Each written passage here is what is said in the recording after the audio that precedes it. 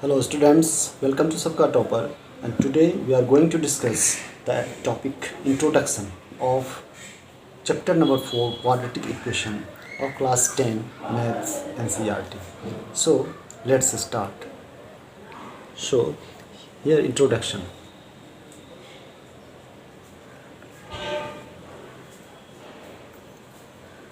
Introduction of quadratic equation. Your quadratic equation.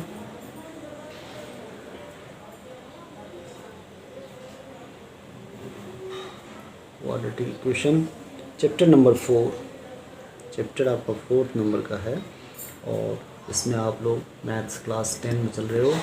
Class 10 maths NCERT।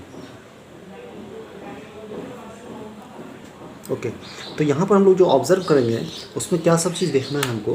Quadratic equation के parts को देखना है।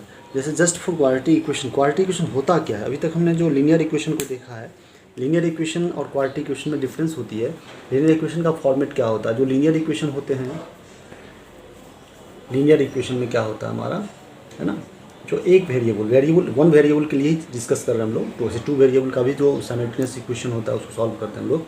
यहाँ पर लीनियर इक्वेशन का मतलब क्या हुआ, पावर को जो वेरिएबल्स होंगे उसके पावर्स कितने होंगे। लीनियर इक्वेशन में पावर जो होते हैं वो पावर कितना होता है, 1 होता है। ओके, सिमिलरली क्वाड्रेटिक इक्वेशन में जो पावर होते हैं, क्वाड्रेटिक इक्वेशन में जो पावर होता है हमारा, है ना, क्वाड्रेटिक इक्वेशन के जो पावर्स होते हैं वो क्या होते हैं, मैक्सिमम 2 पावर 2 होता है। ओके, यहाँ 2 क्या है, what is 2 is your power. किसका पावर ऑफ वेरिएबल्स, है ना। तो वेरिएबल्स और कांस्टेंट ये सब सारी चीज़ हम लोग पहले डिस्कस कर रखे हैं, तो यहाँ पर उतनी चीज़ जानने की जरूरत नहीं है। हमको सिर्फ इसमें ये देखना है कि क्वाड्रेटिक इक्वेशन का इसका मीनिंग क्या हो रहा है, what is the meaning of quadratic equation. तो मीनिंग ऑफ क्वाड्रेटिक इक्वेशन हम लोग देखेंगे, है ना। इसका सिंपल सा मीनिंग के बारे में जो ऑब्जर्व करना है आपको, उसमें आपको ये पॉइंट ऑब्जर्व करके रखना है। क्या रखना है, इसमें लिखना है कि इक्वेशन ऑफ डिग्री 2, यहाँ पर लिखना है आपको equation of degree 2, equation of degree 2, simple, है ना, इन 1 वेरिएबल। एंड इसको 1 वेरिएबल में देखना है हमको, 1 वेरिएबल में देखना है। This is also important, 1 variable, है ना। 1 वेरिएबल का मतलब क्या हुआ कि अगर इक्वेशन एक्स में है ना, क्वाड्रेटिक इक्वेशन हम लोग इसमें ऑब्जर्व कर रहे हैं। 1 वेरिएबल्स का मतलब क्या हुआ, 1 वेरिएबल में मतलब हो रही है हमारी कि अगर एक्स में है तो एक्स में इक्वेशन होगा हमारा, है ना। अगर वाई में होगा तो वाई में इक्वेशन होगा, जेड में होगा जेड में इक्वेशन होगा, जिसमें होगा वो हम देखेंगे। मीनिंग का मतलब यही हुआ, क्वाड्रेटिक इक्वेशन का मीनिंग देयर बाय यही निकल रहा है हमको। अब इसमें देखेंगे कि जनरल फॉर्म क्या होता है, इसका जनरल फॉर्म क्या होता है, क्वाड्रेटिक इक्वेशन का जनरल फॉर्म क्या होगा, यही सबसे इम्पोर्टेंट है कि जनरल फॉर्म से हम ट्रेस करते हैं कि ये किस तरह का इक्वेशन है हमारा। तो जनरल फॉर्म में हम क्या ट्रेस करेंगे, जनरल फॉर्म जो इसका होगा वो क्या होगा, जनरल फॉर्म आपका होगा जो होगा वो होगा आपको ax² plus bx plus c is equal to 0। वहाँ पर क्या होता है हमारे ABC जो होते हैं, ABC क्या होते हैं, रियल नंबर्स। ABC जो होता है हमारा वो क्या होता है हमारा, है ना, ABC where ABC are real numbers, है ना। And A must not equal to 0, ये हमारा 0 नहीं होना चाहिए। तो ये हमारा जनरल फॉर्म हो गया, this is your general form. ये जनरल फॉर्म के लिए इतना हम याद रख सकते हैं, दिस इज जनरल फॉर्म। अब क्या है क्वाड्रेटिक फार्मूला, हम जानते हैं फार्मूला हम क्या बना सकते हैं। क्वाड्रेटिक फार्मूला जो सबसे इंपॉर्टेंट है, इसमें सबसे इंपॉर्टेंट है कि अगर 1 वेरिएबल की बात होती है, पावर 2 होता है। पावर 2 मतलब क्या हुआ कि क्वाड्रेटिक इक्वेशन होता है, इन 1 वेरिएबल होता है। इसका मतलब क्या हुआ कि अगर पावर 2 होता है हमारा, तो जो रूट्स निकलता है इसको, मैंने इस तरह की इक्वेशन को सेटिस्फाई करना है ना, इस तरह की इक्वेशन को सेटिस्फाई जो करता है हमारा, वो x का 2 वैल्यू सेटिस्फाई करेगा। यही इंपॉर्टेंट पॉइंट हुआ। जो रूट्स इसके आएंगे वो 2 रूट्स आएंगे इसमें, है ना, कि 2 पावर हैं। तो इसका मतलब हुआ, तो अगर 2 पावर्स है तो इसका मतलब x का 2 वैल्यू इस इक्वेशन को सेटिस्फाई करता है ना। इसीलिए इसमें इस तरह से हम लोग ऑब्जर्व करते हैं। और क्वाड्रेटिक फार्मूला इसमें हम देखते हैं, इसमें जो क्वाड्रेटिक फार्मूला बनेगा हमारा, क्वाड्रेटिक फार्मूला जो आता है इसमें, वो फार्मूला क्या आएगा, बस वही रूट्स के बारे में, जो x हमारा निकाला जाता है इसमें, x की जो वैल्यू निकलती है उसके लिए क्वाड्रेटिक फार्मूला बना हुआ है। और वो फार्मूला हमारे सामने क्वाड्रेटिक फार्मूला किस रूप में आता है, तो ये मैं बता दूं आपको, क्वाड्रेटिक फार्मूला रूट्स ऑफ, यही रूट्स के बारे में इसका फार्मूला है हमारा। दैट इज रूट्स कैसे निकलता है इसका, roots of ax² plus bx plus c equal to 0 is given by दो रूट्स होता है minus B plus minus root over b² minus 4ac divided by 2a, है ना। ये हमारा जो क्वाड्रेटिक फार्मूला है उसका ये फॉर्मेट हुआ। ये फार्मूला अब एक बार प्लस लेंगे तो एक वैल्यू आएगा, माइनस लेंगे तो दूसरा वैल्यू आएगा, and both two values of x are satisfying this general form of quadratic equation. तो यहाँ पर क्वाड्रेटिक फार्मूला ये आपको यूज करना है। अब क्या है कि इसी के सहारे जब क्वाड्रेटिक फार्मूला हम देखें तो यहाँ पर रूट्स की चर्चा की गई, तो अब यहाँ पर देखेंगे कि नेचर ऑफ रूट्स हम क्या होता है। इसमें नेचर ऑफ रूट्स को समझना बहुत इंपॉर्टेंट होता है। तो नेचर ऑफ रूट्स को हम समझ सकते हैं। इसमें नेचर ऑफ रूट्स एक पॉइंट और होता है जो हमारा ये आ जाएगा, nature of roots, nature of roots. अब नेचर ऑफ रूट्स में क्या होता है कि यही चीज़ जो फार्मूला हमारे पास में है उसको एनालिसिस करते हैं, उसका एनालिसिस करते हैं कि नेचर ऑफ रूट्स किस तरह से होगा, है ना। तो क्वाड्रेटिक इक्वेशन जो भी है तो इसमें इंपॉर्टेंट पॉइंट जो नेचर ऑफ रूट्स बताता है वो ये टर्म जो है आपका b² माइनस 4ac, है ना। यहाँ पर इंपॉर्टेंट ये है कि b² माइनस 4c क्या टर्म नाम देता है। b² माइनस 4c हमको डिस्क्रिमिनेंट बोलते हैं। इसको डिस्क्रिमिनेंट बोलने का मतलब ये हुआ, यही इसको डिस्क्राइब करता है, यह नेचर ऑफ रूट्स को डिस्क्राइब करता है, डी। तो यहाँ पर नेचर ऑफ रूट्स को बताने से पहले हम लोग यहाँ पर समझ लें कि नेचर ऑफ रूट्स को जानने में सबसे इंपॉर्टेंट रोल क्या करता है। फॉर नेचर ऑफ रूट्स जब होगा तो रूट समझना है आपको कि डिस्क्रिमिनेंट क्या होती है। इसमें ये चीज़ ध्यान रखना है कि फॉर क्वाड्रेटिक इक्वेशन,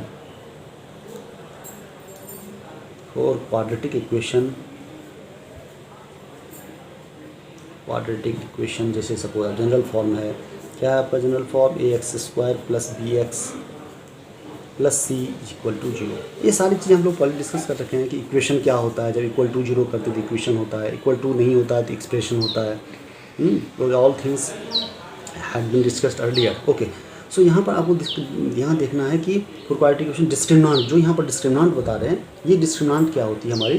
तो यहाँ पर इंपॉर्टेंट पॉइंट यही हो गया कि b² माइनस 4ac, है ना, इसको हम लोग बोलते हैं एज डिस्क्रिमिनेंट, इसको बोलते हैं डिस्क्रिमिनेंट, है ना, डिस्क्रिमिनेंट। और इसको कैपिटल D से हम लोग डिफाइन करते हैं ना, कैपिटल D रखते हैं इसको वैल्यू। तो यहाँ पर अब इससे क्या डिस्कस हो रही है कि अब D के बारे में, D से यहाँ पर पता चलता है कि इसका नेचर ऑफ रूट्स क्या होने वाला है। तो नेचर ऑफ रूट्स क्या होगा, यहाँ पर 3 पॉइंट आपको याद रखना है ना। नेचर ऑफ डिस्क्रिमिनेंट जो डिसाइड करता है वो क्या करता है, वो कहता है कि पहला पॉइंट क्या होता है हमारा, फर्स्ट पॉइंट है ना, कि d इज़ ग्रेटर देन 0। अगर d इज़ ग्रेटर देन 0 है तो उस केस में क्या होगा, d इज़ ग्रेटर देन 0 से क्या मिलेगा हमको, अगर d ग्रेटर देन 0 है तो 2 रियल रूट्स आएंगे, है ना, 2 डिस्टिंक्ट रियल रूट आएंगे। क्या आएंगे, 2 distinct real roots, 2 distinct real roots आएंगे, है ना। Okay, this the point. दूसरा पॉइंट है अगर हमारे पास d इक्वल टू 0 आ रहा है ना, तो उस केस में क्या होगा, उस केस में होगा कि 2 इक्वल रियल रूट्स। यहाँ पर 2 डिस्टिंक्ट रियल रूट्स था, यहाँ पर 2 इक्वल आएगा, इक्वल रियल रूट्स। और इस दोनों में पॉइंट को समझना है ना, डिस्टिंक्ट का मतलब अलग अलग जो आएंगे, दो अलग अलग रूट्स आएंगे, यहाँ पर 2 इक्वल आएंगे, इक्वल रूट्स आएंगे। थर्ड पॉइंट है हमारा कि अगर d इज लेस देन 0 आ गया है ना, तो यहाँ पर क्या फॉलो होगा, no real roots, no real roots. That is real roots अगर नहीं हुआ it means here the roots are imaginary. Okay, roots are imaginary. तो दिस ऑल अबाउट, यहाँ पर जो एक इम्पोर्टेंट कंसेप्ट था इसको समझना। अब यहाँ पर क्या फार्मूला बन रहा है आपका, यहाँ पर फार्मूला ये बन रहा है कि अब प्रोसेस ये होगी कि किस तरह से हम इसको सॉल्यूशन ऑफ क्वाड्रेटिक इक्वेशन निकालते हैं। तो उसको हम यहाँ पर देखने वाले। पहले इसको जो d का, अगर d हम समझ गए तो यहाँ पर जो 3 कंडीशंस हमारे आएंगे, तो रूट्स ऑफ इसका, इस तरह की कंडीशन को देखने के लिए हम क्या, यहाँ फार्मूला क्या आएगा, d अगर मान लिया हम, तो आपको सिर्फ इसमें यह ध्यान देने देता है minus b plus minus d हम क्या माने, b² माइनस 4c। तो ये d जो है आपका डिस्क्रिमिनेंट के रूप में आ गया अपॉन में 2a। यही आपका क्वाड्रेटिक फार्मूला होगा। इससे ही दो रूट्स आपको आएंगे। दो रूट्स क्या क्या आ गए, 2 रूट्स आएंगे, डी पर डिपेंड कर, दैट डिपेंड्स ऑन डी। यहाँ पर बता दिए डी पर डिपेंड करेगा कि 2 रूट्स किस तरह के आएंगे। अगर डी यहाँ पर क्या होगा, ग्रेटर देन 0 होगा तो 2 डिस्टिंक्ट रियल रूट आएंगे। डी इक्वल टू अगर 0 हो गया है ना, तो फिर यहाँ पर ये टर्म 0 हो गया तो -b/2a -b/2a, वही दो रूट्स आएंगे आपके, है ना। तो D tells us about anything, है ना, सब कुछ डिपेंड करता है डी पर। So D is known as discriminant, है ना। अब हम ये देखने वाले हैं कि अगर क्वाड्रेटिक इक्वेशन हमारे सामने है तो उसका सॉल्यूशन निकालने का तरीका क्या हो सकता है। दिस इज़ द बेसिस वे, है ना। जहाँ पर तो हमारा क्या हुआ, ये फार्मूला पे बेस्ड हो गया हमारा, है ना। अनदर वे क्या हो सकता है रूट्स को ऑब्जर्व करने का, तो उसको हम यहाँ जस्ट इसके बाद देख लेते हैं। सो अब इसमें हम लोग देखते हैं कि solution of a quadratic equation किस तरह से लिखते हैं। तो this is your solution of quadratic equation, solution of a quadratic equation. एक तो हमने डिस्क्रिमिनेंट के बेस पे देख लिया, उसके बाद इसमें हम देखने वाले हैं कि इसमें से फर्स्ट मेथड है होगा हमारा वो बाय फैक्टराइजेशन। उसमें हम लोग लिखेंगे बाय फैक्टराइजेशन। फैक्टराइजेशन बहुत इंपॉर्टेंट टर्म होता है हमारा अलजेब्रा के लिए, मैथमेटिक्स के लिए, बाय फैक्टराइजेशन। तो इस बाय फैक्टराइजेशन मेथड से एक सो लेंगे, जैसे कि एग्जाम्पल के तौर पे आपको लेना है। एग्जाम्पल के तौर पे आप ये ले लो, जैसे कि कहना है इसमें कि find roots of 6x² - x - 2 = 0। अब इसका सॉल्यूशन हमको देखना है बाय फैक्टराइजेशन मेथड, है ना।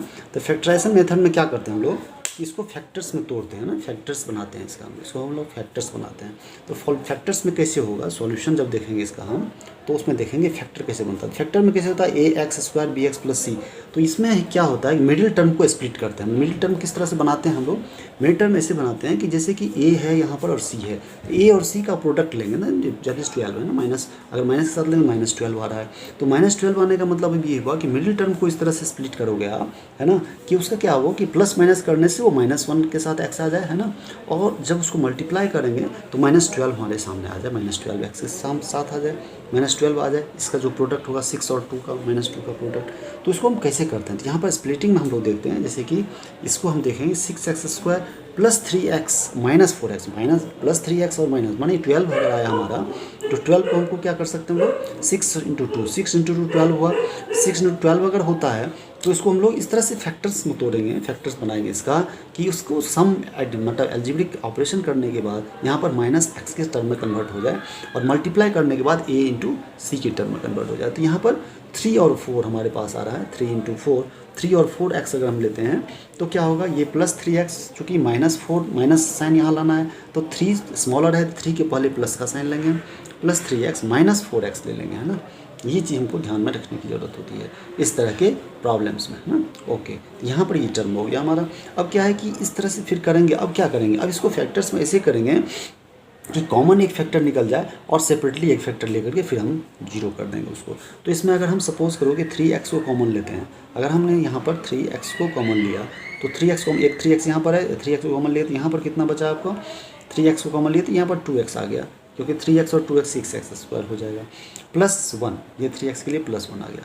अब ऐसा करना है हमको कि यही 2x + 1 यहाँ पर भी रिपीट में आ जाए, एक फैक्टर हमारा जो भी रहे वो 2x + 1 हमारे सामने खड़ा हो, ये 2x + 1 एक फैक्टर खड़ा हो जाए। तो अब हम क्या देखते हैं कि यहाँ पर 4x -4x -2 हमारा था, तो यहाँ पर अगर हम -2 से इसको मल्टीप्लाई कर देते हैं तो -2 से मल्टीप्लाई करेंगे तो -4x हो जाएगा और +1 -2 -2, तो इसका मतलब यहाँ पर -2 ही यहाँ पर प्रेजेंट रहेगा और यहाँ पर -2 लेकर के इसको हमने 0 कर दिया। अब क्या कंडीशन है कि जब इतना हम फैक्टर्स बना लिए, अब यहाँ पर क्या फैक्टराइजेशन का मतलब ही होता है, क्या होता है फैक्टराइजेशन का मतलब, फैक्टराइजेशन का मतलब ये होता है कि जो यहाँ प्लस माइनस साइन के तरह हमारा एक्सप्रेशन या इक्वेशन आ रहा है ना, उसको हमको फैक्टर्स में कन्वर्ट करना है। फैक्टर्स में कन्वर्ट करने का मतलब क्या हुआ, दो चीज़ के प्रोडक्ट में दिखाना है ना, यहाँ पर प्रोडक्ट के टर्म में दिखाना पड़ता है ना, लाइक दिस, है ना, इसका मतलब इसका दोनों का प्रोडक्ट। तो अब हमारे पास क्या होगा, अब एक 2x + 1 यहाँ कॉमन लेंगे हम, तो उसके साथ ये 3x आ जाएगा और 2x - 1 यहाँ भी है तो उसमें -2 एक कॉमन पॉइंट आ जाएगी। तो अब इसलिए अब यहाँ तक जब पहुँचेंगे तो यहाँ क्या लिखेंगे हम, 3x अगर 2x को कॉमन लिए तो क्या होगा, 3x इसमें आ गया और -2 यहाँ आ गया, तो 3x - 2 इंटू 2x प्लस 1, ये हमारा टर्म आ गया 0। तो this is the factorisation process. अब फैक्टराइजेशन प्रोसेस, अब ये क्या है, इसका रूट्स निकालना, ये तो फैक्टर्स बन गया। हमको अल्टीमेटली क्या है, सॉल्यूशन ढूंढना है। सॉल्यूशन ढूंढने का मतलब क्या हुआ, सॉल्यूशन ढूंढने का मतलब ये हुआ we have to find out the roots, है ना, रूट्स ऑफ दिस इक्वेशन। तो दिस इक्वेशन का रूट्स का मतलब ये हुआ कि x का वो वैल्यू जो इसमें पुट करने से इसका इक्वल टू कितना हो जाए, 0 हो जाए, दैट इज़ द सॉल्यूशन है। इसी को सॉल्यूशन करना बोलते हैं ना, कि left hand side right hand side के बराबर हो जाए, ऐसा वैल्यू हम x का निकाल दें जो कि इस इक्वेशन को सेटिस्फाई करता है, that is the real solution of this equation. तो यहाँ पर अब तो यहाँ तो हम फैक्टर्स कर दिए, फैक्टर बना लिए, लेकिन सॉल्यूशन कैसे निकलेगा, तो सॉल्यूशन के लिए क्या करना पड़ेगा, सॉल्यूशन के लिए इसको दोनों में हमको 0 0 करना, दोनों को आइदर में इसको 0 या इसको 0 करना है। तो द रूट्स, इसका मतलब द रूट्स ऑफ, अब हम रूट्स पर फोकस करेंगे। 6x² -x - 2 = 0। रूट्स क्या हो जाएगा, एक बार इस फैक्टर को 0 करो, चाहे तो ये फैक्टर 0 हो जाएगा, चाहे ये फैक्टर 0 हो जाएगा, तभी ये 0 के टर्म में आएगा। तो इसका मतलब 3x - 2 करोगे, 3x - 2 किए तो ये क्या आएगा, इसको एक टर्म, एक पार्ट में इसको 0 करेंगे, और क्या कर सकते हैं, और दूसरे पार्ट में हम करेंगे 2x + 1 को 0 कर देंगे, है ना। तो यहाँ पर x - 2 को 0 किए, तो इससे क्या निकला हमारा, इससे x = 2/3 हमारे सामने आ गया। और इससे क्या आ गया, और क्या हो सकता है, x का -12/-12, है ना। तो इसमें रूट्स निकल गए हमारे 200, द रूट्स आर, इसमें रूट्स आर क्या निकला, roots are, so the roots are, है ना, एक हो गया 2/3 एंड दूसरा हो गया -12। That's way, this is the way, है ना। इस तरह से एक प्रोसेस हुआ, ये सॉल्यूशन को एक प्रोसेस हमने दिया बाय फैक्टराइजेशन मेथड। इस तरह से अब दूसरा प्रोसेस हम क्या देखेंगे, by completing the square method. So उसको तुरंत अब देखते हैं इसके बाद। तो अनदर मेथड जो हमारा है बाय कंप्लीटिंग द स्क्वायर, उसका मेथड है बाय स्क्वायर को कंप्लीट करना है आपको, बाय कंप्लीटिंग द स्क्वायर। ये भी मेथड हमको सॉल्यूशन बनाने का है बाय स्क्वायर। सॉल्यूशन के लिए ये भी बहुत इंपॉर्टेंट मेथड होता है। जैसे कि फॉर एग्जांपल अगर हम ले सपोज करो कि सॉल्व 2x², सॉल्व 2x², इसको हटा दो, कन्फ्यूजन होता है। Solve 2x² - 5x + 3 = 0। ये आपका क्वालिटी इक्वेशन है। क्यों क्वालिटी इक्वेशन है, क्योंकि x का मैक्सिमम पावर क्या है, 1, सॉरी x का मैक्सिमम पावर कितना है, 2 है ना, इसलिए क्वालिटी इक्वेशन हो गया हमारा। अच्छा, अब इसको सॉल्व करने का तरीका, हम लोग जो मेथड अडॉप्ट करना चाह रहे हैं यहाँ पर bye completing the square method, मतलब इसको स्क्वायर के टर्म में करके हमको क्या करना है कि 0 के टर्म में दिखाना है, स्क्वायर टर्म करके 0 दिखाना है। तो स्क्वायरिंग में कैसे होगा, इस तरह से हम देखते हैं। इसमें सबसे फर्स्ट स्टेप जो होता है कि x² का कोफिशिएंट जो होता है उसको हमको 1 बनाना होता है। तो x² कोफिशिएंट को 1 बनाने के लिए क्या करेंगे, हम 2 से इसमें डिवाइड करेंगे। अगर इसमें 2 से डिवाइड करेंगे तो होल टर्म में हम 2 से डिवाइड करना होगा, एक को सेपरेटली हम कर नहीं पाएंगे, है ना, क्योंकि उससे हमारा फिर इक्वेशन का फॉर्मेट बदल जाता है। तो इस तरह से हम लोग इसका स्क्वायर बनाने की कोशिश करेंगे। तो किस तरह से होगा, 2 से डिवाइड करेंगे तो 2x² हो जाएगा, -5/2x हो जाएगा, ओके, और +3/2 हो जाएगा। हमारा मोटिव क्या है इसमें, ये है कि इसको स्क्वायर फॉर्म में कन्वर्ट करना, है ना। ये हमारा 0 के टर्म आ गया। अब क्या है, ये 3/2 को हम इससे इंडिपेंडेंट करेंगे और इससे दोनों टर्म से पहले स्क्वायर का कन्फर्मेशन ले लेंगे, स्क्वायर कन्फर्म करेंगे। तो इसमें अगर हम देखें तो ये क्या होगा, ये a² सपोज करो a² - 2ab का टर्म, अगर हम x और कोई कांस्टेंट का स्क्वायर में कन्वर्ट करना चाह रहे हैं इसको, तो x², है ना, यानी a² - 2ab + b²। तो +b² में -2ab, ab यहाँ x की, यहाँ पर x है हमारा और इसमें x है। तो अगर 2 से मल्टीप्लाई करके देखते हैं तो 2 से करेंगे तो ये 5/4 में कन्वर्ट हो जाएगा और 2 कट जाएगा, तो यानी 5/4 × x × 2, तो यानी 2ab का कन्वर्ट इस तरह से हमको कंफर्म करते हैं। और उसमें क्या है कि अगर 5/4 हमारा b के टर्म में आ रहा है तो प्लस कर देंगे 5/4 का होल स्क्वायर, 5/4 का स्क्वायर कर देंगे, करेंगे तो उससे क्या होगा, हमारा 3 टर्म मिल जाएगा, कंफर्म होगा कि 3 टर्म क्या मिलेगा, तो a² का टर्म मिल जाएगा, एक तो -2ab का टर्म मिल गया और +b² का टर्म मिल जाएगा। दिस इज़ द वे, है ना। इस तरह से आप क्या समझोगे, 5/4 जो है आपका, जो एक a + b का होल स्क्वायर अगर करना चाहेंगे हम, अगर a + b का होल स्क्वायर आप करना चाहोगे तो इसमें क्या होगा, है ना, इसका फॉर्मूला क्या होता है, a² + 2ab + b²। या माइनस में करना चाहेंगे तो ए माइनस बी का होल स्क्वायर होगा। तो ए माइनस बी का होल स्क्वायर हम लोग जानते हैं, ए माइनस बी का होल स्क्वायर क्या होगा, ए स्क्वायर माइनस 2ab है ना प्लस बी स्क्वायर। तो इसका मतलब ये हुआ कि यहाँ पर एक्स हमारा ए की तरह ट्रीट कर रहे हैं, यहाँ पर 2ab का अगर टर्म है तो एक्स तो हमारा ए का टर्म है ना, तो 2x तो हो ही रहा है यहाँ पर। तो दूसरा जो टर्म होगा तो 5/4 यहाँ पर हमारे पास क्या आ गया, यहाँ पर अगर हम 2ab के टर्म में लिखना चाहेंगे पूरा लिखेंगे तो क्या होगा 2 टाइम्स है ना, यहाँ पर क्या होगा 2 टाइम्स 5/4 इंटू एक्स हो जाएगा है ना यहाँ पर।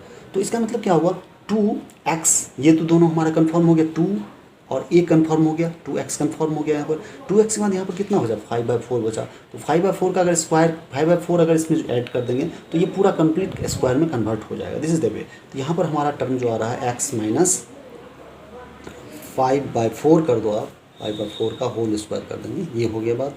और अच्छा अब ये है कि ये 5/4 का स्क्वायर, तो ये तो 2ab वाला टर्म था, बी स्क्वायर तो यहाँ था नहीं, तो बी स्क्वायर को क्या करेंगे इसमें हम बी स्क्वायर को इसमें माइनस कर देंगे, सो दैट कि टर्म हमारा यही रहेगा और ये स्क्वायर हमने कन्वर्ट कर लिया और माइनस कर दिया 5/4 का होल स्क्वायर है ना, सो दैट कि दिस मच। तो 5/4 का होल स्क्वायर आपका इसमें माइनस कर देंगे तो इसका स्क्वायरिंग बन गया हमारा, और प्लस 3/2 को एज इट इज़ रख देंगे है ना। और इससे क्या इम्प्लाइज निकलेगा, इससे इम्प्लाइज ये आ रही है हमारी कि x माइनस 5/4 का होल स्क्वायर आ गया यहाँ पर। ओके, अब इस दोनों को हम लोग सिंप्लीफाई कर देंगे, तो इस दोनों को सिंप्लीफाई करने से क्या आ रहा है कि माइनस जो भी आएगा उसको लिख देंगे -1/16 that much equal to 0। Okay, अब यहाँ पर कंफर्म हो गया कि ये अब यहाँ से रिजल्ट क्या आ रही है कि x माइनस 5/4 का whole square is equal to 1/16। This is important point. अच्छा अब इससे क्या होगा कि इधर स्क्वायर हटाएंगे तो ये 1/16 को क्या लिख सकते हैं 1/4 का होल स्क्वायर लिख सकते हैं। देखो अब क्या हुआ, पावर बराबर हो जाते हैं तो बेस को हम इक्वेट कर सकते हैं ना, पावर अगर बराबर हो जाएंगे तो बेस को हम इक्वेट कर सकते हैं। अगर a to the power m बराबर b to the power m हो जाए है ना, तो a बराबर b हमको लिखने में कोई दिक्कत नहीं है। दिस इज द फार्मूला है ना।